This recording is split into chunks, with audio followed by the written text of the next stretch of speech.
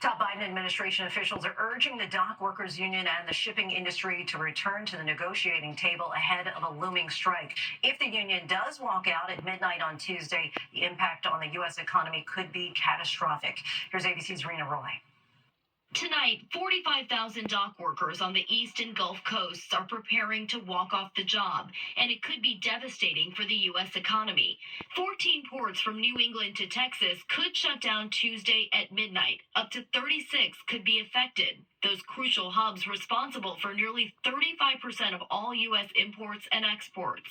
When my men hit the streets, from Maine to Texas, every single port, a lockdown. The International Longshoremen's Association demanding higher hourly wages in their new contract and a ban on automated cranes, gates, and trucks.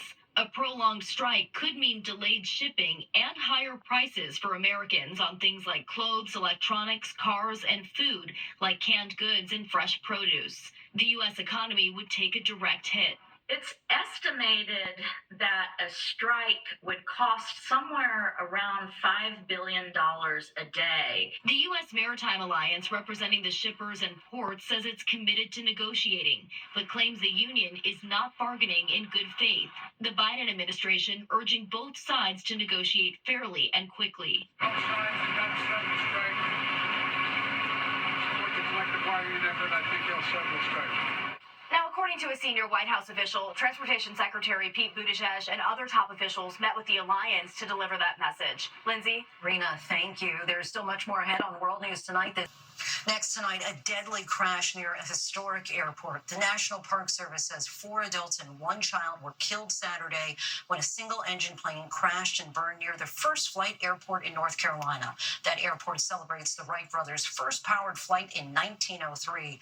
The National Transportation Safety Board is investigating. When we come back, the news just coming in on the passing of a music legend.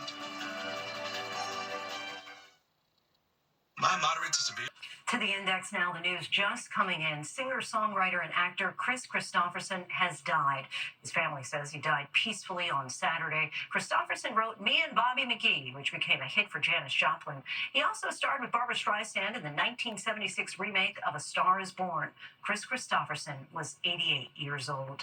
Next, a spectacular sight over San Francisco. Take a look. That's a comet rising above the Golden Gate Bridge at sunrise Friday morning. It's known as A3, but some astronomers have been calling it the comet of the century.